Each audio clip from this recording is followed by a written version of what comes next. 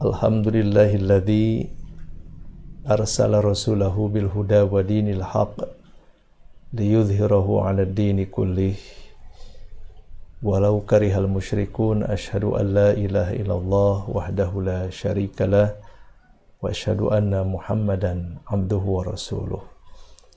Ya ayyuhalladzina amanu taqullaha haqqa tuqatih wa la tamutunna illa wa antum muslimun. Subhanaka la ilma lana illa ma 'allamtana innaka antal alimul hakim. Amma ba'd. Allahumma bika asbahna wa bika amsayna wa bika nahya wa bika namut wa ilaika nusyur.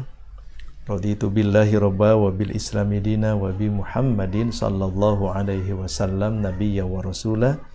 Allahumma inna nas'aluka ilman nafi'a wa rizqan thayyiba wa amalan mutaqabbala. Subhanallah walhamdulillah wa la ilaha illallah, Allahu akbar. Pagi ini saya bisa menyapa pemirsa Risalah TV dimanapun berada. Semoga semuanya dalam keadaan baik-baik saja, dalam keadaan ridho, maghfirah dan rahmat Allah Subhanahu wa ta'ala. Dan kita senantiasa berharap hanya kepada Allah, tawakal kepada Allah, dan mudah-mudahan kita kembali dalam keadaan husnul khatimah. Para pemirsa yang budiman, seperti yang telah tertulis pada layar kaca, tema kita kali ini adalah kedudukan hukum sholat duha. Sengaja saya bahas hukumnya karena beberapa hari lalu saya dapat broadcast, dapat kiriman dari teman yang ada di WhatsApp meminta jawaban karena ada satu kiriman yang judulnya akibat sholat duha. Semoga istiqomah. Banyak orang yang belum tahu apa akibat yang akan mereka rasakan bila rajin sholat duha. Nah, yang pertama, barang siapa yang selalu mengerjakan sholat duha, niscaya akan diampuni dosa-dosanya, walaupun mitla zabadil bahr, sebanyak buih di lautan. Hadis riwayat Tirmidzi. Kedua, siapa yang menunaikan sholat duha, ia tergolong sebagai orang yang bertobat pada Allah. Sesuai dengan hadis Nabi, tidaklah seseorang selalu mengerjakan sholat duha kecuali telah tergolong sebagai orang yang bertobat. Kemudian yang ketiga, orang yang menunaikan sholat duha akan dicatat sebagai ahli ibadah dan taat kepada Allah Ta'ala. Hadisnya riwayat At-Tabrani, agak panjang. Kemudian keempat, orang yang istiqomah sholat duha kelak akan masuk surga lewat pintu khusus. Nah, ini hadisnya hadis At-Tabrani juga. Kemudian yang kelima, Allah mencukupkan rezekinya. Wahai anak Adam, janganlah engkau merasa lemah dari 4 rakaat dalam mengawali harimu. Niscaya aku atau Allah akan menyukupi di hari akhirmu, di akhir harimu. Maaf. Hadis riwayat Abu Darda. Dan keenam, orang yang mengerjakan sholat duha, ia telah mengeluarkan sedekah atau telah bersedekah. Nah, justru yang menurut saya agak kurang tepat adalah komentarnya.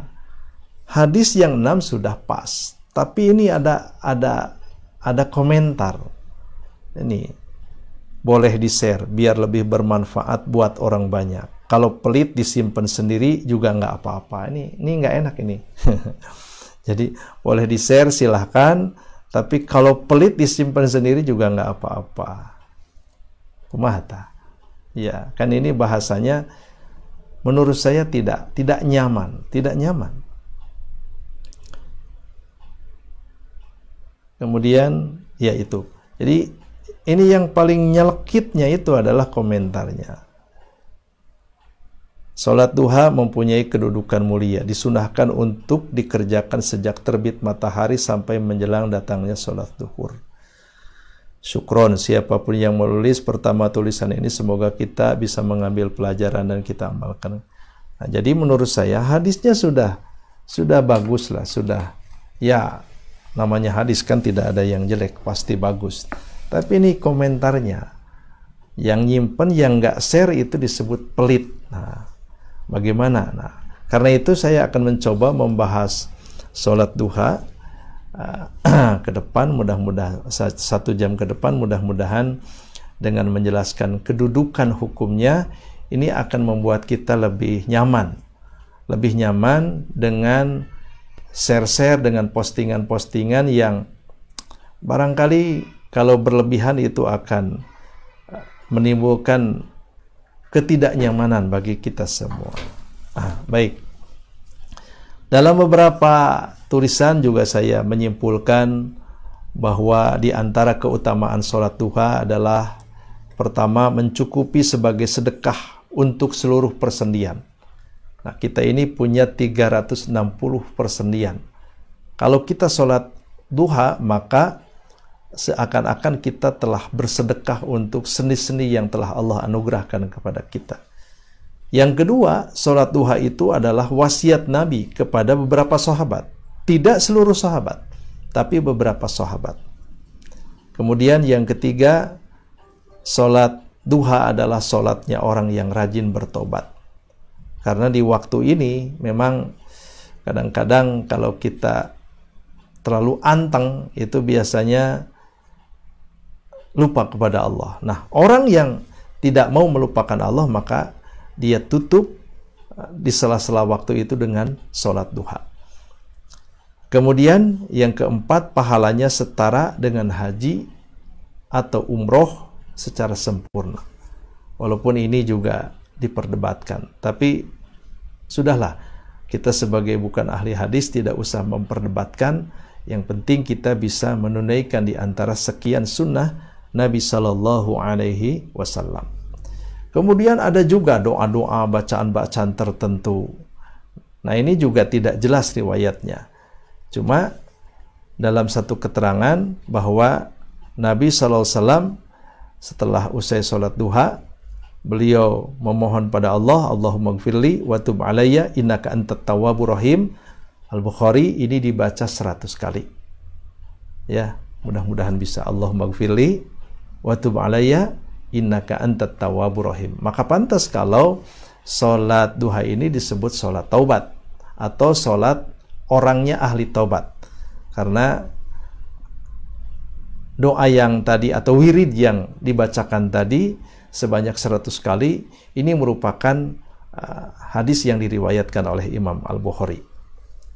Nah, kemudian pokok kita sekarang adalah para pemirsa yang sama-sama berharap dimuliakan Allah Subhanahu wa Ta'ala adalah kedudukan hukum sholat duha.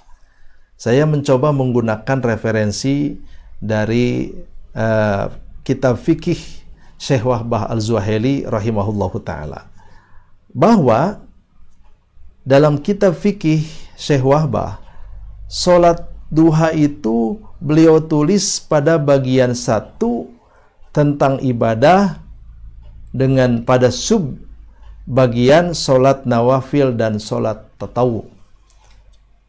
Jadi dalam pembahasan ibadah, beliau membahas tentang ada sholat fardu, ada sholat nawafil, tatawu. Nah, yang sedang kita bicarakan di sini adalah sholat nawafil atau sholat tatawu. Cekurang sunnah mah sholat sunat lah, lain sholat fardu. Yang kita bahas sekarang ini adalah sholat tatawu, sholat sunnah. Nah, kemudian supaya kita ini tidak tadi terpengaruh kan, postingan tadi setidaknya mempengaruhi kita semua.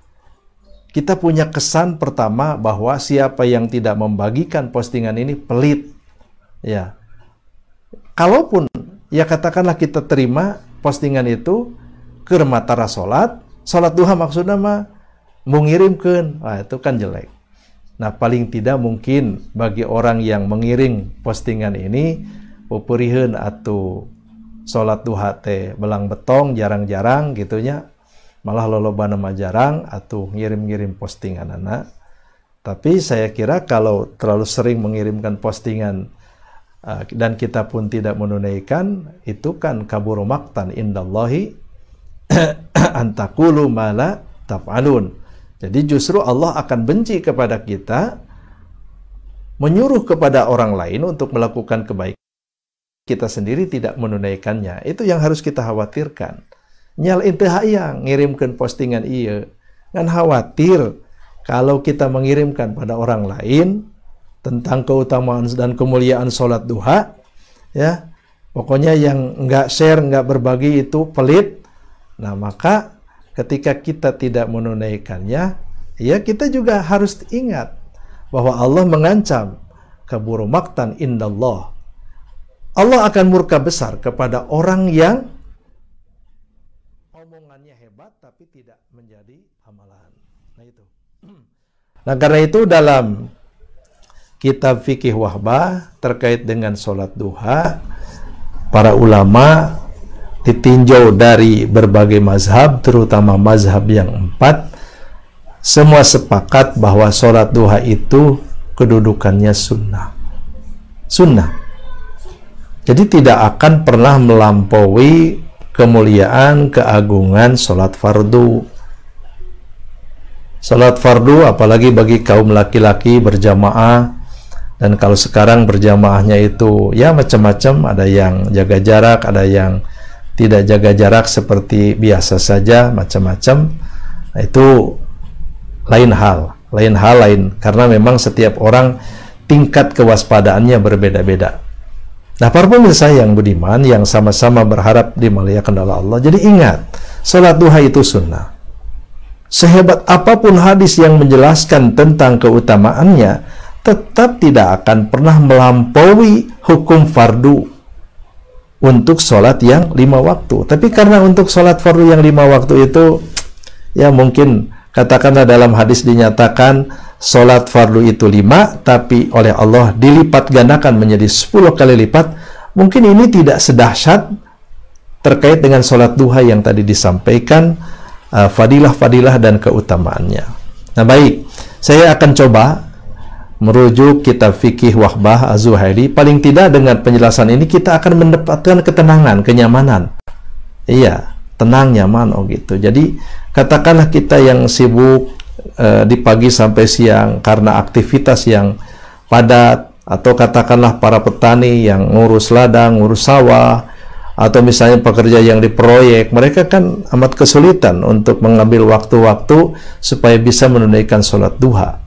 Apalagi dalam keadaan kotor, kemudian dalam keadaan bebolokot oli, minyak dan sebagainya seperti montir dan sebagainya.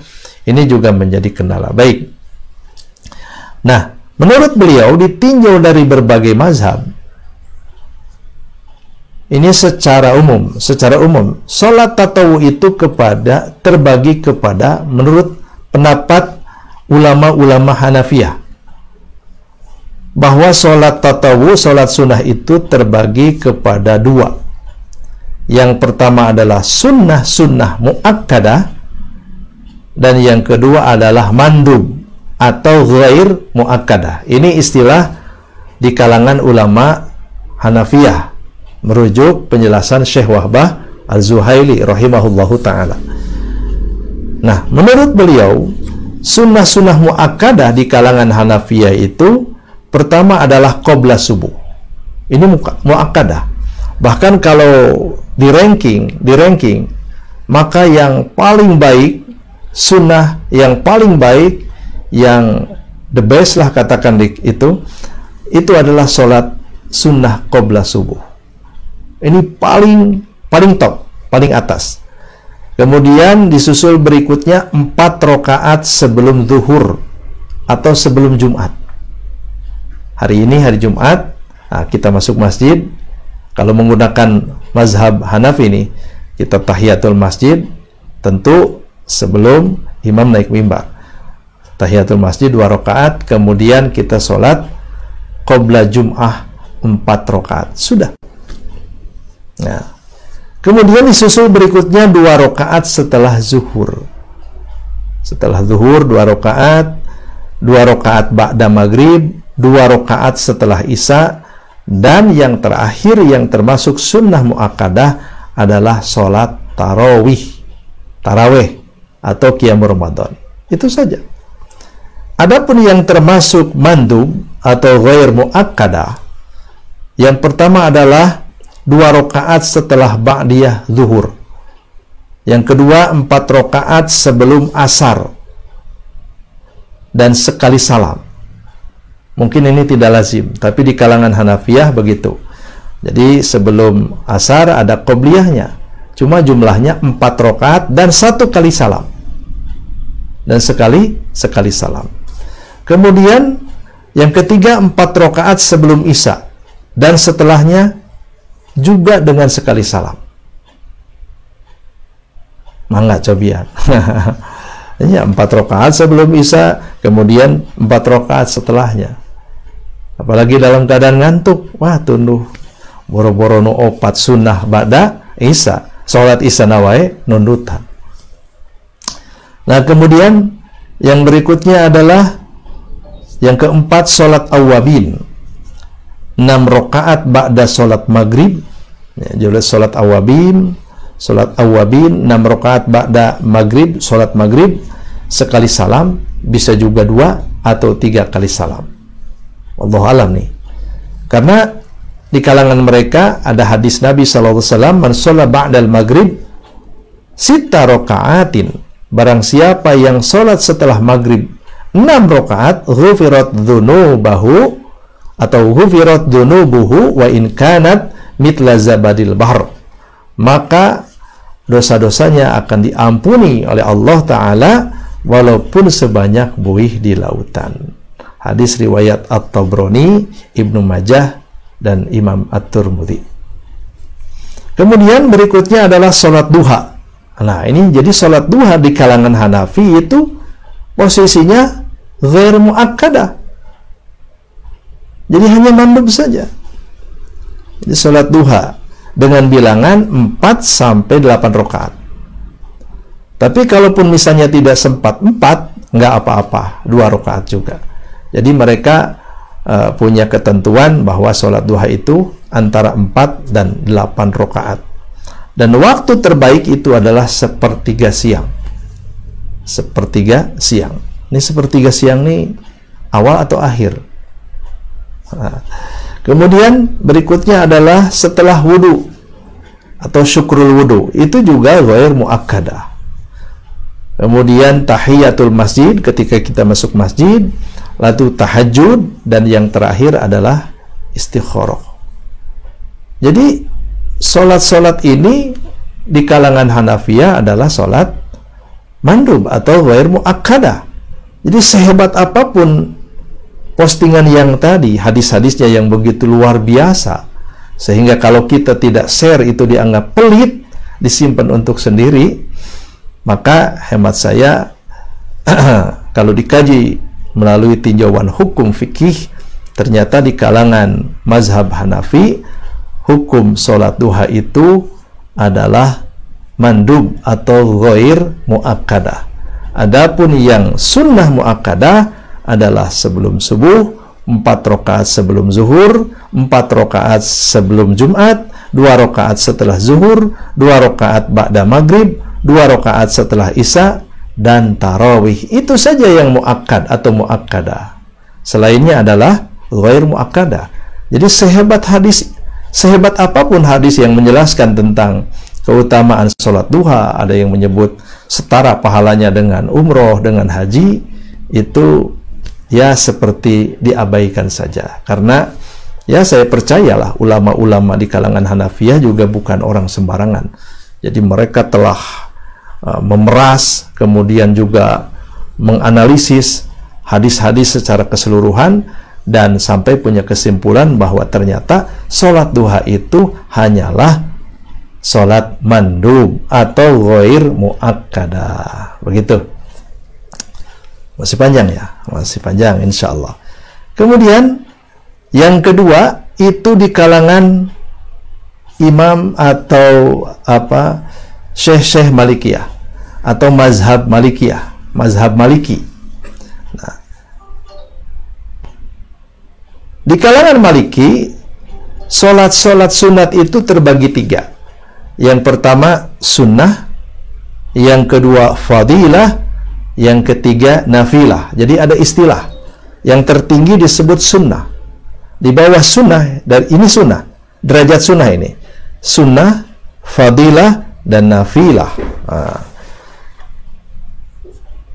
Yang termasuk sunnah di kalangan Maliki, pertama adalah witir. Witir itu muakkad, nomor 1. Nomor 1 itu witir. Wangi witir teh. Lamun teu witir berarti kaburangan. Ya. Jadi usahakan, kata Nabi, kalau kamu bangun tidur dan waktu subuh belum tiba, segeralah kamu sunnah dan segeralah witir. Kenapa? Saking pentingnya. Yang kedua adalah qobliyah subuh. Qobliyah subuh. Dan selain bernilai sunnah juga rogibah, disukai. Rasulullah SAW itu menyukai sholat qobliyah. Dan sholat qobliyah subuhnya Rasulullah SAW itu enteng. Dalam beberapa hadis, seakan-akan Rasulullah SAW hanya membaca Al-Fatihah saja, seakan-akan. Padahal di hadis-hadis yang lain, sholat nawafil, sholat qobliyah subuh ini, setelah Al-Fatihah di rakaat pertama beliau membaca Al-Kafirun, dan di rakaat kedua setelah membaca Al-Fatihah membaca surat Al-Ikhlas. Kemudian yang berikutnya, yang ketiga adalah sholat Idul Fitri. Ini sunnah. Kemudian yang keempat Idul Adha, insya Allah. Beberapa hari lagi, tinggal menghitung hari ya. 27 atau mungkin 20 berapa, kita akan menunaikan sholat Idul Adha. Dan derajatnya ini sunnah. Sunnah. Bahkan sembelihan tidak sah kalau kita belum menyelesaikan sholat Idul Adha. Jadi sholat Idul Adha itu penting. Ya, sebagai awal dari penyembelihan. Walaupun katakanlah sudah jam 7. Nah, jadi jam 7 bukan patokan. Kalau misalnya setengah 7 sudah selesai menunaikan sholat Idul Adha, maka setengah 7 itulah menjadi awal dilakukannya penyembelihan. Kemudian berikutnya adalah kusuf, gerhana matahari, lalu khusuf, gerhana bulan. Itu juga sholat sunnah. Sunnah ini. Kemudian istisqa, minta hujan, sujud tilawah, itu juga sunnah, jadi dianggap sholat. Kemudian dua rakaat ba'da tawaf, dan 2 rakaat ketika ihram haji. Ini sunnah. Walaupun mungkin kita tidak sependapat ya, nggak apa-apa. Tapi di kalangan mazhab Maliki, bahwa yang termasuk sholat sunnah itu adalah 2 rakaat setelah tawaf. Jadi setelah kita tawaf, baik itu haji atau umroh, tapi kalau sedang umroh berarti itu mah sholatnya sudah terangkai dengan sholat di maqam Ibrahim. Nah, kalau ini tawaf sunat itu dianjurkan setelah tawaf sunnah 2 rakaat. Kemudian 2 rakaat ketika ihram haji. Mau haji, nah setelah kita ihram maka disunnahkan 2 rakaat. Itu di kalangan mazhab Maliki. Nah, kemudian yang kedua, sholat fadail. Ini sunnah kedua, derajat kedua. Yang pertama adalah syukrul wudu atau setelah wudu. Yang kedua tahiyatul masjid. Yang ketiga duha. Nah, jadi sholat duha yang ditunaikan 2 sampai 8 rakaat itu kadarnya itu fadail, tidak termasuk sunnah. Ya. Walaupun hadis-hadis yang tadi itu jadi rujukan buat kita. Ternyata sehebat apapun hadis duha, para ulama punya ketegasan bahwa untuk mendudukan perkara secara hukum fikih itu tidak boleh sembarangan hadisnya begini langsung tinggi, tidak. Dan ternyata di kalangan mazhab Maliki disimpulkan bahwa sholat duha itu termasuk sunnah fadail. Kemudian tarawih, lalu qabliyah zuhur, ba'diyah zuhur, qobliyah asar, ba'diyah maghrib, ba'diyah isya tanpa batas rakaat. Jelas bedakan dengan amalan kita. Jadi bagi mereka setelah isya itu bisa melakukan sholat bebas. Sabaraha rakaat we sakarepna gitu. Itu di kalangan Maliki. Bahkan kalau kita sholat di Masjidil Haram, di Masjid Nabawi, katanya mazhab Maliki itu tidak sedekap, tapi tangannya di bawah. Biasanya sorbannya putih, pakaiannya juga putih, jadi serba putih. Jarang-jarang mereka menggunakan sorban yang warna merah atau hitam yang kotak-kotak, jarang bermotif. Mereka menggunakan sorban putih dan pakaian gamis putih. Allahu a'lam. Kemudian sunnah nawafil, sunnah fadail nawafil. Nawafil yang paling bawah. Nawafil ini adalah solat yang tak ada sebabnya. Solat yang tak ada sebabnya. Cek orang sudah mau ujug-ujug hayang solat we. Geus teu kuat ieu hayang solat. Nah, sok solat. Itu namanya solat nawafil. Solat yang memang tidak ada sebabnya. Hayang we gitu. Ya. Kemudian yang kedua, solat yang ada sebabnya. Apa itu? Antara lain hendak bepergian, badai nyaba, hendak safar, kemudian pulang bepergian, pulang safar, ya, kemudian masuk ke rumah, keluar rumah, lalu istikharah 4 rakaat setelah sholat tasbih, 2 rakaat sholat hajat, 2 rakaat antara 2 adzan, 4 rakaat setelah zawal, 2 rakaat sholat tobat. Jadi sholat tobat itu termasuk nawafil. Jadi kalau kita sudah tahu tingkat-tingkatan ini, insya Allah kita tidak akan gundah, tidak akan gimana gitu ya, seakan-akan kalau meninggalkan sholat duha, aduh asa kumaha, asa leungiteun poe, ya, merasa kehilangan hari. Nah, insya Allah dengan pemahaman seperti ini, ya memang kita juga harus ada rasa berdosa kalau meninggalkan sesuatu yang menurut Rasulullah besar manfaatnya, tapi oleh kita disia-siakan. Tapi lain disia-siakan bahasa Sundanya. Ku orang Sunda disia-siakan, ku orang Betawi mah dielu-elukan. Nah, para pemirsa yang budiman, jadi sholat nawafil itu dari kalangan Maliki ada 2, ada yang tidak ada sebab, ada yang bersebab. Bahkan yang terakhir tadi disebutkan tentang sholat 2 rakaat tobat. Jadi kalau kita berbuat dosa, ini hikmah ini hikmah. Jadi kalau kita melakukan dosa-dosa apapun, maka cara menuntaskannya di hadapan Allah agar tidak menjadi keburukan, segeralah bertobat. Wasari'u ila magfiratim mir rabbikum. Allah menyuruh bersegeralah kalian untuk bertobat kepada Allah. Nah, bagaimana cara kita bersegera melakukan tobat? Maka Nabi SAW bersabda, ma min rajulin yudnibu dzanban. Tidaklah seseorang yang melakukan satu perbuatan dosa, tsumma yakum, kemudian dia salat 2 rakaat katakanlah yang tadi, fayatatahharu tsumma yusalli tsumma yastaghfirullah illa ghafarallahu lahu. Kemudian dia bersuci, kemudian dia salat, kemudian dia istighfar kepada Allah, astagfirullahaladzim wa atubu ilaih dan sebagainya, atau misalnya astagfirullah, Allahumma anta rabbi la ilaha illa anta, terserah. Allahumma gfirli khati'ati wa jahli wa israfi fi amri wa ma anta a'lamu bihi minni, dan seterusnya. Maka illa ghafarallahu lahu, maka Allah akan mengampuni dosa-dosanya. Jadi ternyata ketika kita sadar bahwa ini adalah perbuatan dosa, bersegeralah wudu, kemudian menghadap kiblat, salat 2 rakaat, istighfar, memohon ampunan pada Allah Subhanahu wa taala, pasti Allah akan mengampuni dosa-dosa kita. Dan insya Allah dalam konteks pandemi, mudah-mudahan dengan taubat yang sering kita lakukan kepada Allah Subhanahu wa taala, insya Allah pandemi ini segera berlalu, diangkat oleh Allah, karena tidak ada zat yang kuasa mengangkat wabah kecuali Allah Ta'ala semata. Kemudian berikutnya adalah mazhab Syafi'i. Tapi sebelum saya melanjutkan, barangkali ada pertanyaan ya, saya coba nih. Ada pertanyaan tidak nih? belum ada.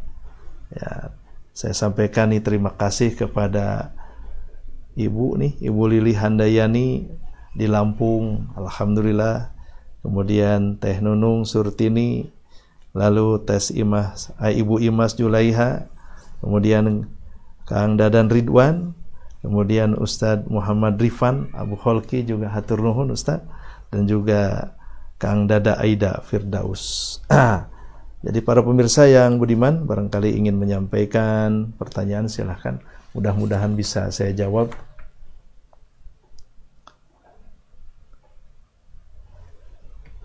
Nah, sekarang dalam pandangan mazhab Syafi'i, bagaimana ulama-ulama Syafi'iyah membagi solat-solat sunnah? Paling tidak, dari uraian Syekh Wahbah Al-Zuhaili, solat sunnah itu dalam pandangan mazhab Syafi'i dibagi dua. Yang pertama adalah sunnah-sunnah muakkadah, yang kedua adalah ghair muakkadah. Yang termasuk sunnah muakkadah, yang termasuk nih, sunnah muakkadah, kalau lupa, nanti ya, kalau lupa ini triknya, kalau tidak sempat nulis, nanti diputar ulang. Nah, ketika diputar ulang, takut lupa, di pause aja, berhenti, catat, lanjutkan lagi, play lagi, gitu. Mudah-mudahan apa yang disampaikan itu bisa ingat dan bisa menjadi referensi untuk dijadikan amal sehari-hari. Baik. Yang termasuk sunnah muakkadah di kalangan mazhab Syafi'i itu yang pertama adalah 10 rakaat salat sunnah rawatib. Kalau kita ngitungnya dari subuh lah, dari subuh ya. Qobla subuh 2 rakaat. Kemudian qobla 2 rakaat qobla zuhur. 2 rakaat ba'da zuhur. Kemudian 2 rakaat ba'da maghrib dan 2 rakaat ba'da Isya, 10 rakaat. Inilah barangkali yang sering kita amalkan. Penjelasan-penjelasan dari ulama mazhab Syafi'i. Jadi 10 rakaat salat sunnah rawatib. Rawatib itu adalah salat sunnah yang mengikuti salat fardu. Kemudian yang kedua adalah witir. Mau 1 mau 3 silahkan tunaikan. Itu adalah sunnah muakkadah. Kemudian yang ketiga qiyamul lail. Tahajud. Nah, tahajud itu yang jumlahnya genap. Nah, witirnya itu ya witir sebagai penutup. Kemudian yang keempat duha. Nah, jadi mungkin hadis-hadis yang tadi itu di kalangan mazhab Syafi'i menjadi rujukan bahwa duha itu adalah sholat sunnah muakkadah. Sedangkan selain Syafi'i itu menjelaskan ya tidak. Ya, yang pertama tadi ghair muakkadah, yang kedua adalah hanya sholat fadilah saja. Tapi di kalangan mazhab Syafi'i, sholat duha itu termasuk sholat sunnah muakkadah. Kemudian yang kelima tarawih, yang keenam tahiyyatul masjid, kemudian yang ketujuh setelah ihram, baik itu untuk haji ataupun umroh, dan yang ke-8 zawal, ya tergelincir. Nah, para pemirsa yang sama-sama berharap dimuliakan oleh Allah Subhanahu wa taala, ini sunnah muakkadah. Saya khawatir nih, kalau kita terlalu menggebu-gebu menjelaskan tentang fadilah duha, kemudian kita melupakan sunnah-sunnah muakkadah yang lain, kita tidak bersikap adil. Singkarunya atuh katahiyatul masjid, singkarunya atuh pada sholat-sholat yang lain, maknya nu diunggulkeun teh duha hungkul. Kan ada sholat-sholat sunnah lain. Nah, jadi proporsional lah. Bukan tidak boleh kita menyampaikan tentang keutamaan, khasiat, fadilah, tentang sholat duha. Tapi kalau sikap kita picik, berat sebelah, hayangna tekana duha we, hati-hati. Komo misalnya, aduh, sok hoream sholat tahajud teh, tara sholat tahajud. Tapi alhamdulillah, sholat duha mah, tara tinggalin. Matak semangat nerangkeun salat duha mah, ngantes semangat nerangkeun salat tahajud jeung salat witir. Karena itu ya didorong oleh kebiasaan dirinya. Jadi jangan sampai menjelaskan sesuatu itu karena hawa nafsu, tapi harus dengan ilmu. Makanya reg-reglah kalau kita menyimak penjelasan-penjelasan dari ulama. Ini muakkad, ini muakkadah, ini ghair muakkadah, dan seterusnya. Nah, kemudian di kalangan mazhab Syafi'i yang termasuk ghair muakkadah, salat-salat sunnah itu, yang pertama adalah 2 rakaat setelah zuhur, di luar rawatib. Jadi tos zuhur 2 rakaat. Tah bisa 2 rakaat deui. Itu di kalangan mazhab Syafi'i. Tapi kita mungkin tidak menunaikannya ya. Nya nu 2 oge geus hoream. Itu kadang-kadang mah kamu pas geus dahar tunduh gitu duh hoream pisan salat lohor teh. Lalu yang kedua adalah 2 rakaat setelahnya. 2 rakaat setelahnya. Jadi sebelum dan sesudahnya. Kemudian 4 rakaat sebelum asar. 2 rakaat sebelum maghrib. 2 rakaat sebelum isya. 6 rakaat sunat mutlak, tak terikat. Jumlah jamleh 12 rakaat. Ini di kalangan mazhab Syafi'i. Nah, kemudian di mazhab Syafi'i pun membagi sunnah ini ditinjau dari prakteknya. Ada yang sunnah itu disunnahkan berjamaah, ada juga yang disunnahkan tidak berjamaah. Iya. Seperti coba sholat Idul Fitri, sholat sunnah, ya. Idul Adha, ya. Istisqa, ya. Disunnahkan untuk berjamaah.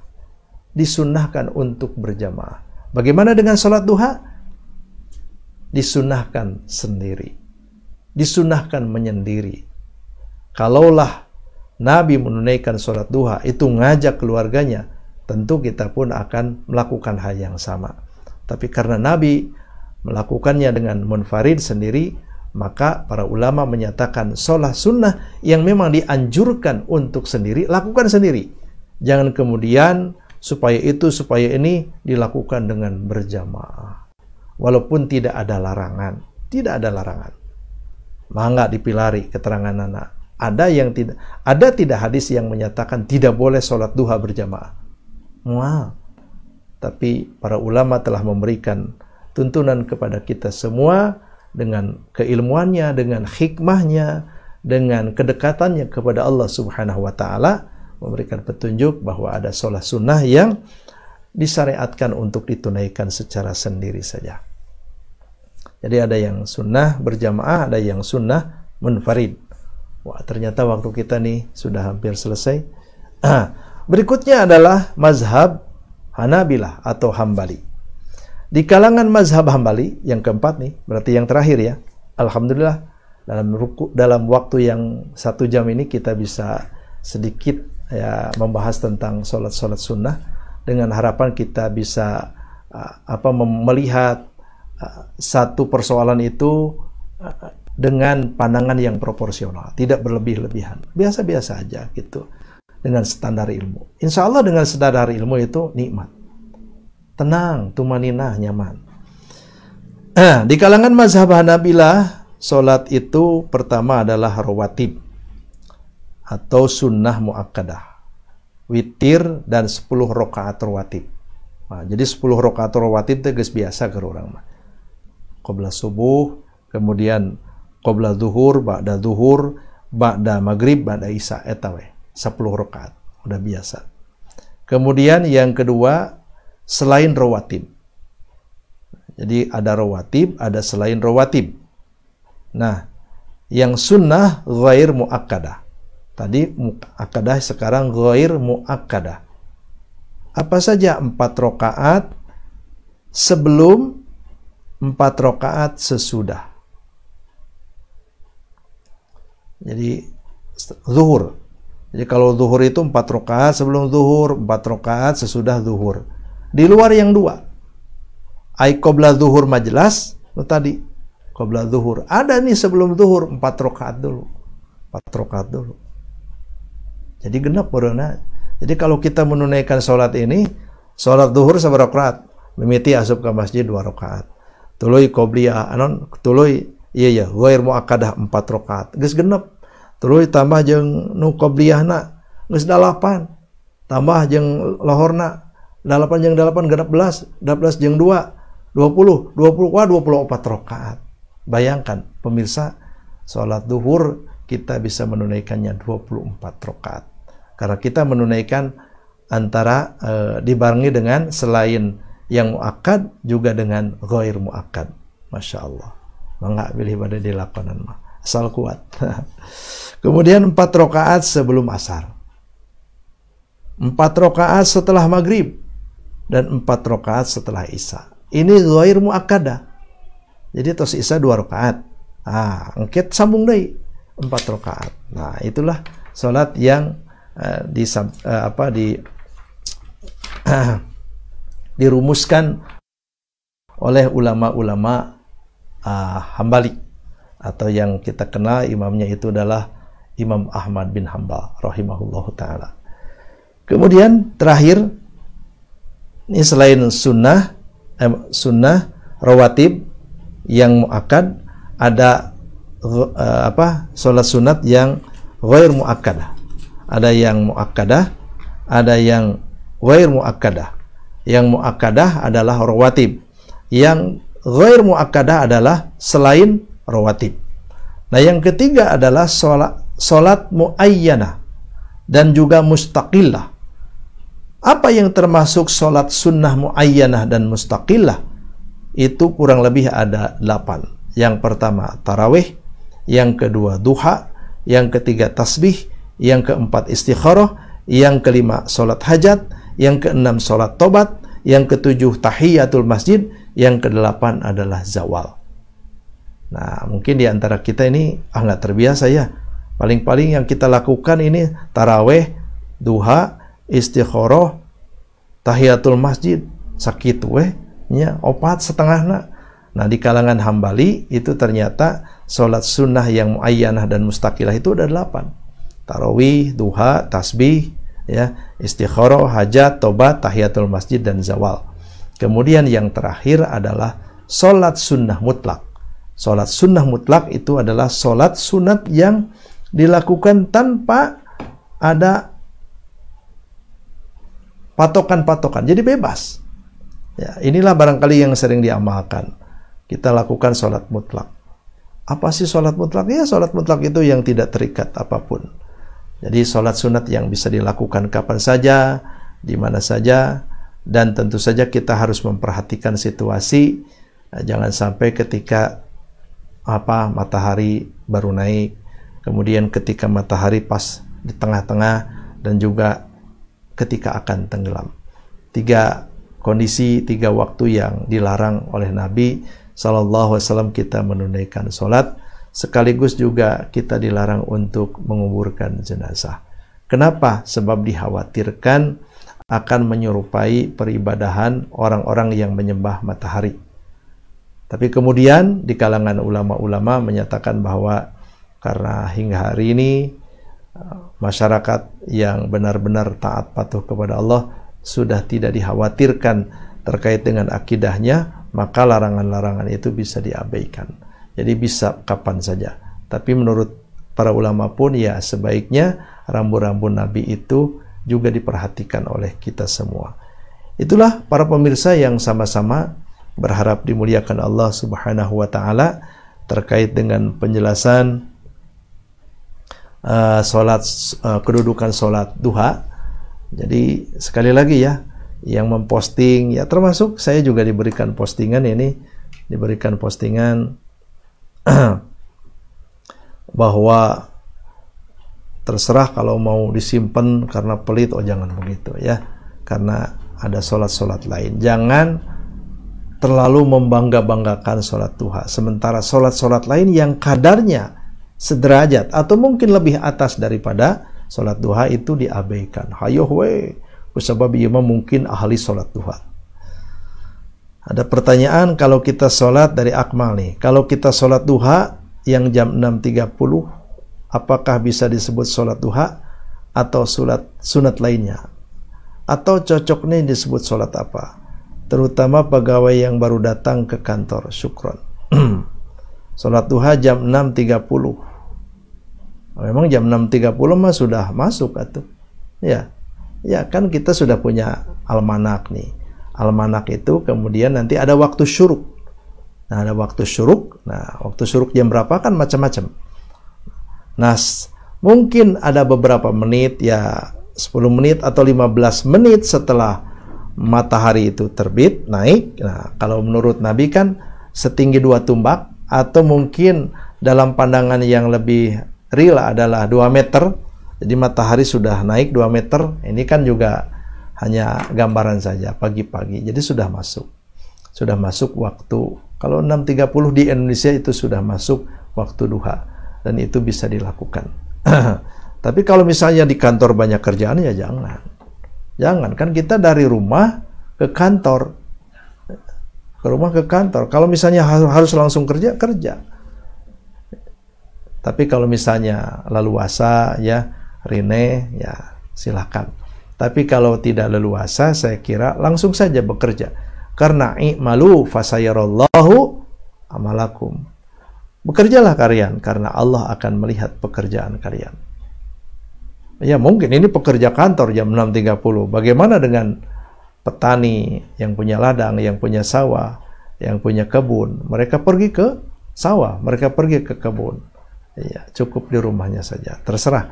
Pokoknya derajat sholat duha ini adalah memiliki keistimewaan. Mari manfaatkan keistimewaannya itu. Bahkan saya punya pengalaman. Pengalaman ini. Kan kata orang ya, dari lisan ke lisan ini. Pokoknya lamun hayang menang rejeki, menang milik. Yang dimaksud itu biasanya rejeki itu duit ya. Duit atau material. Material lah. Materi gitu. Jadi ujung-ujungnya kalau kita sholat duha itu udah ganana teh materi. Padahal kalau dibandingkan dengan sholat duhu, sholat qobla subuh kan, wah itu langit, bumi, dan segala isinya. Allah akan berikan semuanya untuk sholat qobla subuh yang 2 rakaat. Tangtu jeung sholat subuh na. Ari sholat sunat nahungkul mah percuma nya. Nah maneh mah sholat subuh teh henteu jeung berjamaah lila imamna sok panjang cenah subuh mah. Itu juga menjadi persoalan. Ngan moro sunatna ari berjamaah jeung imam henteu. Itu juga satu kelemahan. Nah, saya pernah melakukan sholat. Ya mau tidak mau kan namanya ngajaran ya sholat duha ya. Benar teh menang rezeki. Mimiti ma Allahu Akbar. Sholat. Beres sholat. Assalamualaikum. Beres sholat telepon di sana. Ustaz, bisa ke sini? Tolong ambil ini. Alhamdulillah. Tokcer oge sholat duha tehnya. Ya. Itu pengalaman yang pertama. Pengalaman yang kedua, sebelum sholat duha dimulai, sudah menghadap kiblat, ya, sudah berniat pada Allah Subhanahu wa Ta'ala akan sholat duha, telepon disada, kering disada. Oh, ternyata yang pengalaman kedua, sebelum sholat telepon disada, saya mau ke sana, ini mau bawa ini. Sok, di mana rumahnya? Nanti tunggu saya di depan. Atau wis gitu teh, telepon saya simpan, kemudian saya keluar melihat-lihat, memperhatikan. Ya, tidak lama kemudian yang ditunggu-tunggu datang. Setelah itu kemudian tamu atau teman saya memberikan, ya lah, uang ala kadarnya. Ya, hatur lumayan, alhamdulillah. Ya, dalam masa pandemi kan, alhamdulillah. Ke lockdown, ngaji pere kemana-mana, alhamdulillah. Rezeki anak soleh, cenah gitu. Saya terima, kemudian pulang ke rumah, masuk atuh, nggak usah lah, sudah cukup. Karena memang saat itu kan masih, tegang-tegangnya. Hari ayeuna mah alhamdulillah geus barebas deui, walaupun ya bebas juga akan menimbulkan masalah. Nah, bebaskeun teh ku sorangan sebenarnya mah. Belum ada jaminan bebas bahwa sekarang ini benar-benar bebas. Pulang. Saya pulang ke rumah. Poho ta salat duha teh. Kenapa? Sabab nu diudah geus datang. Nah, jangan sampai seperti itu. Tapi masing-masing mungkin punya pengalaman bahwa salat duha yang kita tunaikan itu adalah memiliki manfaat, khasiat, faidah yang luar biasa. Lakukan karena Allah, insya Allah ini memiliki nilai yang luar biasa. Jangan melulu berharap dengan sholat isya jadi bunghar, jadi kaya, jangan. Karena kalau sholat duha ditunaikan hanya ingin mendapatkan kekayaan, hanya ingin mendapatkan jabatan, berarti nanti apa yang kita minta itu tidak akan Allah sempurnakan hitungannya di akhirat kelak. Sudah hampir 1 jam barangkali yang sudah disampaikan. Jangan mengikuti hawa nafsu. Kalau mengikuti hawa nafsu, ada ungkapan-ungkapan seperti tadi, kan nggak enak ya, nyelekit sok coba. Sebelum saya tutup, mari kita baca sekali lagi komentar dari tulisan yang tadi. Ya, boleh di-share biar lebih bermanfaat buat orang banyak. Kalau pelit disimpan sendiri juga nggak apa-apa. Tuh, nyebutnya pelit karena kita tidak menyampaikan. Justru kalau saya tidak menyampaikan kedudukan yang sesungguhnya, itu berarti pelit. Ya, haram bagi ulama, bagi orang yang berilmu menyampaikan atau menyembunyikan keterangan atau kebenaran baik dari Allah maupun dari Rasulnya SAW. Dan saya pun di sini hanya menyampaikan penjelasan-penjelasan dari ulama-ulama terdahulu. Dan kapasitas saya hanyalah sebagai penyampai. Kalau ada kesalahan dan kekurangan, mohon dimaafkan yang sebesar-besarnya. Mungkin itu yang bisa disampaikan. Hatur nuhun kepada seluruh pemirsa dimanapun berada. Mudah-mudahan hari Jumat ini kita diberikan kesehatan, afiat, dan juga diberikan kelapangan oleh Allah Subhanahu wa Ta'ala. Yang sakit, mudah-mudahan Allah sembuhkan. Yang sulit, mudah-mudahan Allah mudahkan. Dan mudah-mudahan segala urusan piutang atau kesulitan-kesulitan lainnya, termasuk kesulitan kita melakukan transaksi sosial di masa pandemi ini, Allah Subhanahu wa Ta'ala menjadikan kesulitan ini sebagai sebagai wasilah agar kita ini bisa bersabar. Sebab kita diciptakan, bahwa Allah menciptakan alladzi khalaqal mauta liyabluwakum ayyukum ahsanu amala. Nah, mudah-mudahan kondisi yang pahit, kondisi yang sulit ini menjadikan kita sebagai orang-orang yang tetap melakukan amal soleh. Teruslah beramal soleh sesuai dengan kapasitas dan kemampuan kita, dan mudah-mudahan Allah menjaga kita semua, zahir batin, dan mudah-mudahan kembali kepadanya dalam keadaan husnul khotimah, dalam keadaan pasrah sumrah kepada Allah Subhanahu wa Ta'ala. Sekian, demikian ditutup dengan doa Rabbana la tuzigh qulubana ba'da idh hadaitana wa hab lana min ladunka rahmah innaka antal wahhab. Allahumma a'izzal Islam wal muslimin, Allahumma a'izzal Islam wal muslimin wa adilla syirka wal musyrikin. Allahumma rfa'annal bala wal waba, Allahumma rfa'annal bala wal waba. Ya Allah, mudah-mudahan Engkau angkat segera mungkin pandemi ini, wabah ini, dan mudah-mudahan kita hidup bisa normal seperti sedia kala. Sekian, Rabbana atina fid dunya hasanah wa fil akhirati hasanah wa qina adzabannar. Aqulu qouli hadza wa astaghfirullah li wa lakum wa akhiru da'wana anil hamdulillahi rabbil alamin. Wassalamu alaikum warahmatullahi wabarakatuh.